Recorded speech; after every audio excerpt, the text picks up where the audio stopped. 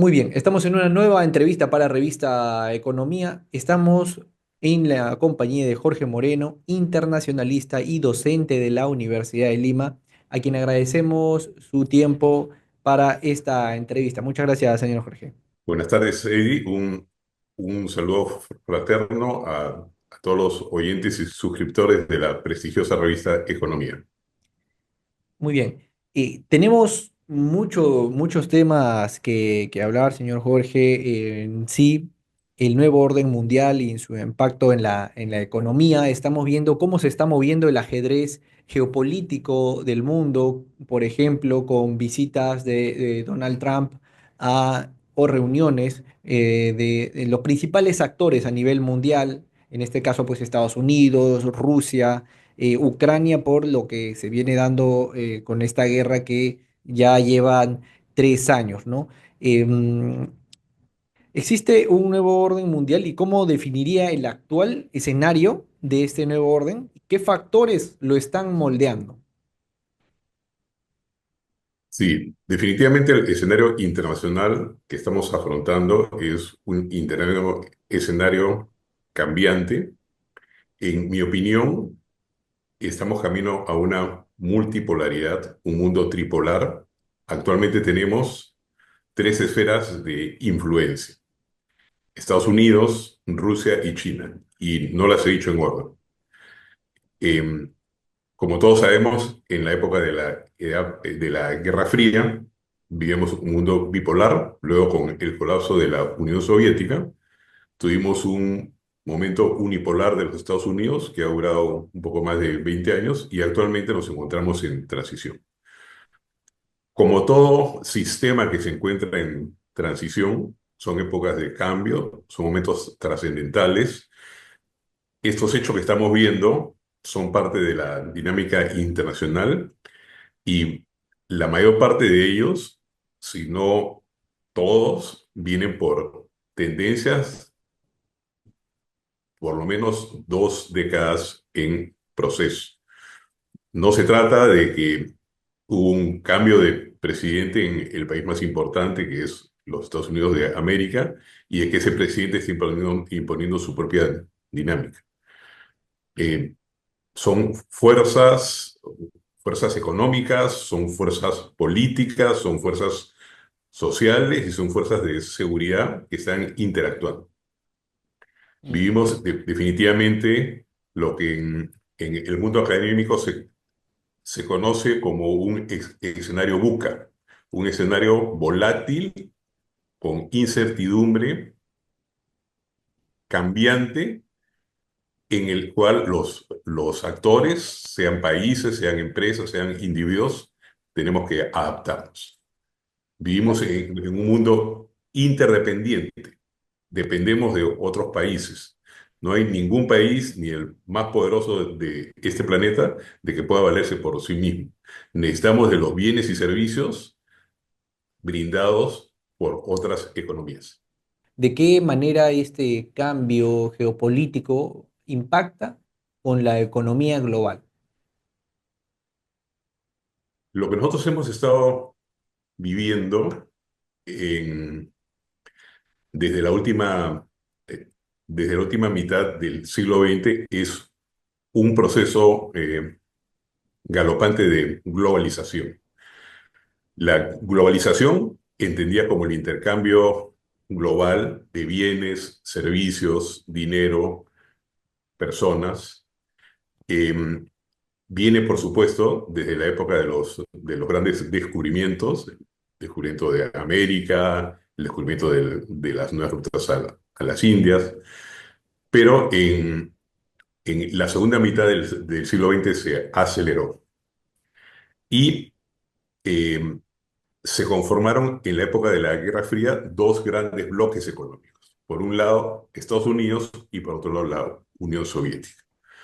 Cuando cae la Unión Soviética, ya no hay diferencias ideológicas, a tal punto que se decía de que habíamos llegado al fin de la historia, ¿no? Un profesor de la Universidad de Harvard, Francis Fukuyama, dijo: el ser humano ha llegado a la última etapa de su evolución, ha triunfado la democracia y el capitalismo, y ese es el régimen de que se va a imponer. Eh, Sin problemas ideológicos en el mundo, comenzamos a transar bienes y servicios con mucha confianza. Y estas transacciones de bienes y servicios involucran pagos. El dinero fluía. Y hemos tenido la época dorada de la globalización. En esta época dorada de la globalización, las empresas buscaron mover su producción a los lugares donde el costo de producir los bienes fuera menor. Llámese China, países de Asia, en algunos casos países de América, eh, dado de que se producía donde era más barato, ¿no? Y luego se vendía el producto mundialmente. Con los cambios geopolíticos que has mencionado, se generan ciertos riesgos de que se interrumpa, de que la cadena global de suministro. ¿De qué me sirve a mí que el iPhone más barato venga de China si no pudiera llegar? Más aún si en la época de la pandemia nos encontramos con que todas las mascarillas venían de China. Una mascarilla, un artículo sumamente sencillo, 3 capas de tela. Todos los respiradores venían de China. Las medicinas venían de India y todo eso se interrumpió durante la pandemia. Entonces, eso ha hecho de que los países, algunas economías, tiendan a ser redundantes en la economía. Eh, ¿A, a qué me refiero? Por ejemplo, que hay países como Japón que han declarado de que los bienes de salud son bienes estratégicos. Eso quiere decir que tienen fábricas dentro de Japón. Entonces, estos cambios geopolíticos están llevándonos a que sea más importante asegurar el suministro de que los precios. Y están ocasionando que algunas fábricas retornen a los países de origen o se muevan a unos países cercanos, lo que se conoce como reshoring, reshoring cuando vuelve al país de origen y nearshoring cuando, ok, no vuelve a Estados Unidos, pero lo muevo a México, lo muevo a Perú, lo muevo a Brasil. Esos son cambios importantes que, como lo dije anteriormente, son tendencias que vienen de años atrás. Lo que tenemos que ver son las tendencias, más que los momentos o los hipos que pudieran haber por alguna medida de que algún presidente pudiera tomar. Claro. Y ahora, en este nuevo contexto que menciona, ¿cuál es el rol que toma nuestro país? El rol de nuestro país y de, y de toda América Latina en la política y en la economía mundial Ujú. es un rol menor. Los principales bienes y servicios se producen en otras latitudes. En América Latina tenemos economías primarias, como todos sabemos, ¿no? Perú, Chile, Bolivia producen minerales principalmente. Brasil y Argentina soya, Argentina ganado, Brasil petróleo, Colombia, Ecuador, Venezuela petróleo. Entonces, somos principalmente países de que producimos commodities. Eh, no es, no es malo ser país país o una región con poca relevancia, porque en un mundo eh, tan inestable, los países que concentran atención son los países donde hay problemas. Llámese Ucrania, países del Medio Oriente, Corea del Norte, Irán, zonas convulsionadas, ¿no? Entonces, no es tan malo en estas circunstancias ser una región con poca relevancia y por el contrario, somos una región de paz relativa. Bueno, tenemos problemas internos, todos los países, problemas de, de seguridad ciudadana, pero somos una región de paz, somos una región de que prospera.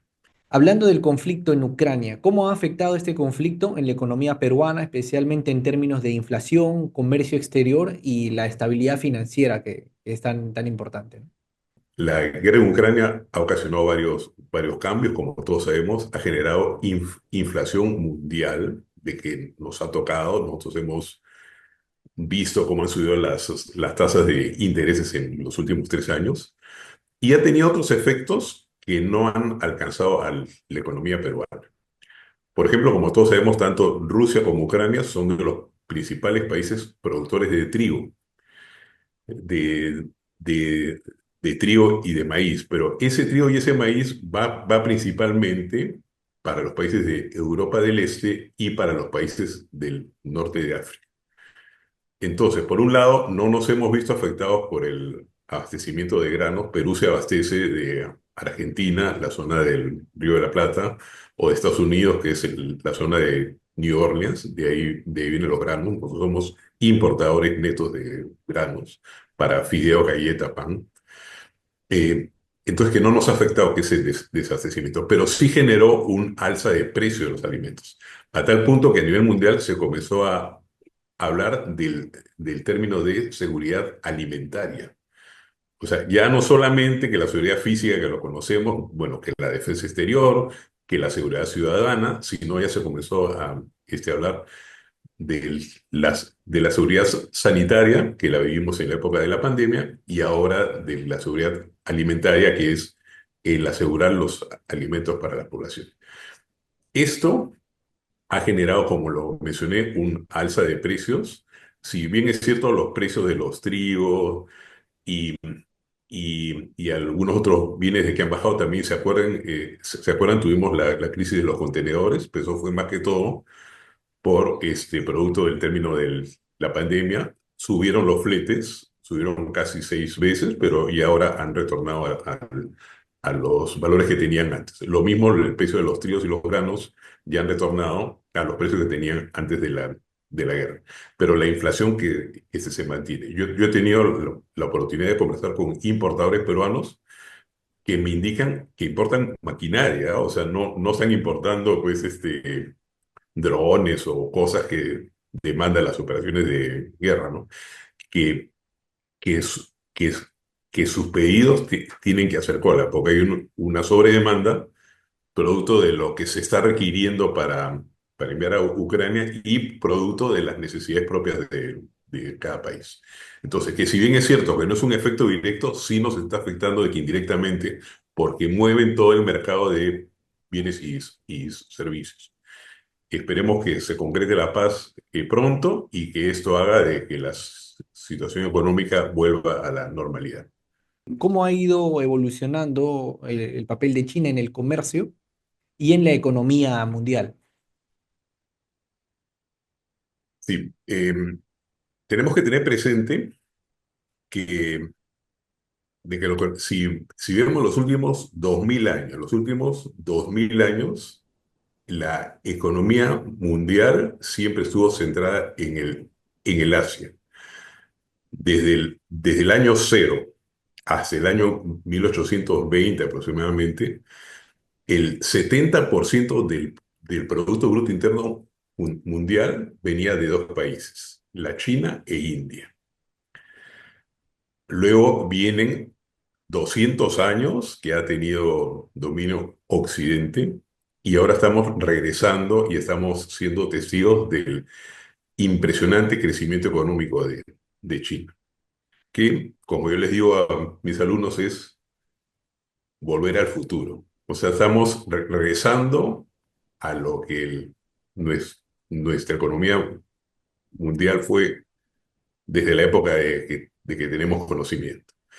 Cuando hablamos de China, no hablamos solamente de un país, estamos hablando de una civilización, es la civilización más antigua del mundo, casi 5.000 años. 5.000 años, ¿no? Incluso algunos piensan de que es un poco más. Es una civilización con sus propios principios, valores. El confucianismo es muy importante para ellos. No sé si, si se sabe de que el 95% de las personas de China no tienen religión. se rigen por el confucianismo, que es una filosofía. Bueno, no tienen Dios, no tienen libro sagrado, y el confucianismo tiene algunos valores como son la meritocracia, a tal punto que durante la época del Imperio Chino, si el pueblo veía que el emperador se apartaba de sus deberes, el pueblo tenía derecho a removerlo. Y lo mismo es para la administración china. Este confucianismo se ha extendido a Japón, Corea y por supuesto China. El crecimiento de China es que es impresionante desde el año 78 con las reformas que inició Deng Xiaoping, con el proceso de apertura. Y, y generalmente nosotros tenemos la idea que los bienes vienen de China barato por su mano de obra, por el bajo costo de la mano de obra. Eso efectivamente fue, pero hasta principios del siglo XXI. Ahora principalmente, más que todo, digamos, los bienes siguen siendo baratos en China porque tienen fábricas robóticas por la tecnología. De, de 42 tecnologías emergentes, como son la inteligencia artificial, la computación cuántica, la nanotecnología, la medicina regenerativa y otras, China tiene el liderazgo en 37 de ellas. Entonces, es un país cuya tecnología está avanzando bastante. China, de que es irresistible, eh, nosotros tenemos un vínculo económico muy fuerte con China. China es nuestro principal comprador y, en mi opinión, desde el punto de vista político, China no va a hacer nada de que afecte su crecimiento. ¿Existe un riesgo de esta dependencia excesiva de la economía china para países como el Perú? Lo que tú mencionas, las inversiones chinas, no solamente se han dado en el Perú, se han dado en todo el mundo, ¿no? Se dice que China ha comprado toda África, Ujú, sí, sí, no. incluso, incluso tiene grandes inversiones en Estados Unidos, Canadá, el Reino Unido, países europeos. Es bien curioso porque varias de las inversiones en Estados Unidos las hizo en plena pandemia, Y a son tal empresas punto que estatales. así es, empresas estatales, ¿no? Generalmente China las grandes empresas son empresas estatales porque son empresas porque la propiedad privada tiene poco tiempo en China. China definitivamente que es un actor es importante. En mi opinión, el Perú tiene que seguir en cuanto a su política exterior y a su política económica con la misma política que tuvo durante la Guerra Fría, cuando fuimos parte de los países no alineados, ¿no? Que es llevarnos bien, en este caso con los dos poderes que tienen influencia, que es Estados Unidos y China, y mantenernos en buenos términos con ambos. Países como el Perú tenemos de que aprovechar las oportunidades. No podemos darnos el lujo de decir, no transo con este país, prefiero pegarme a este otro. El Perú no debe tomar partido por ninguna de las potencias en disputa. Vamos a necesitar que nuestra Cancillería, que nuestros empresarios eh, hilen muy fino y nos mantengamos en buenos términos, tanto con Estados Unidos como con China, eh, a fin que podamos aprovechar todas las oportunidades que se nos presenten. Eh, Hace unos 15 años vino Michael Porter a nuestro país y una de las cosas que mencionó es de que si el Perú no se manejaba de una manera estratégica, corría el riesgo de depender excesivamente de China. Hace el momento, nuestro país está haciendo bien su tarea. Nuestro primer socio comercial es China, nuestro segundo socio comercial es Estados Unidos.